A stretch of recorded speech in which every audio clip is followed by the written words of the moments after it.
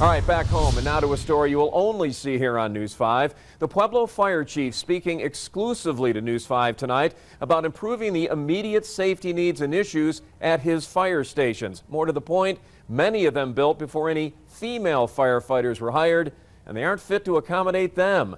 News 5's Lena Howland with more on her one-on-one conversation with the chief. So what'd you find out, Lena?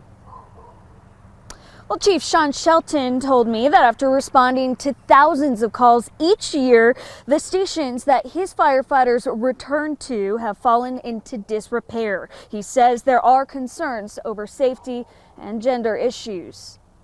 We're part of the job too. Kelsey Fetty is one of 7 female firefighters on staff with the Pueblo Fire Department. The calls vary day by day, but it's always exciting and something new. She served as an emergency medical officer for 9 years now. It would be nice to see throughout the city, changing areas segregated, just for the comfort level of both male and female firefighters alike. Women have separate sleeping quarters than men at her station, number 3, but other smaller stations like number 8 aren't so lucky. They have one and only one room dedicated to beds and lockers. No separate changing area for women. A typical problem in these older stations. And only one bathroom and one shower. Some of them have a single stall, small shower, and a urinal, and that's on, and a single sink. But females are expected to use this Absolutely. There's a lock on the door, just like you would have. That's it. 7 out of 10 of their stations were built before any females joined the staff. Until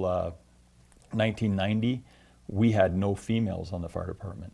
So that was obviously not a consideration.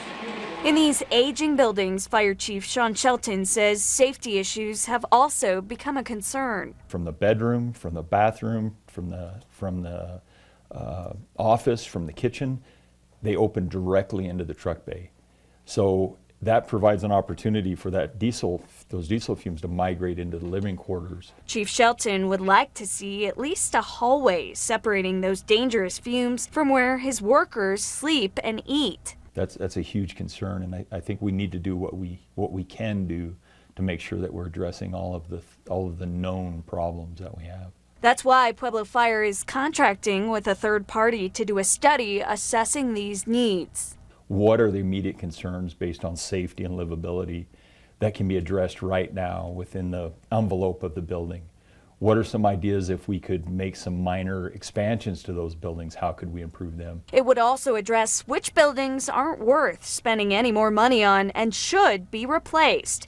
In the end, it will provide a more accurate figure on how much money is needed to modernize the stations to meet national standards. But the chief tells me it could cost upwards of $25 million.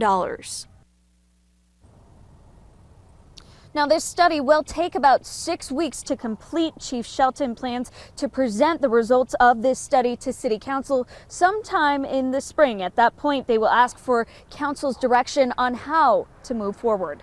We will let you know what happens. Watching out for you in Pueblo, Lena Howland, News 5.